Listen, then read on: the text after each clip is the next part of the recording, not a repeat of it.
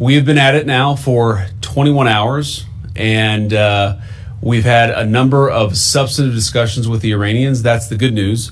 The bad news is that we have not reached an agreement, and I think that's bad news for Iran much more than it's bad news for the United States of America. So we go back to the United States having not come to an agreement. We've made very clear what our red lines are, what things we're willing to accommodate them on, and what things we're not willing to accommodate them on. And we've made that as clear as we possibly could, and they have chosen not to accept our terms. Well, I won't go into all the details because I don't want to negotiate in public after we've negotiated for 21 hours in private.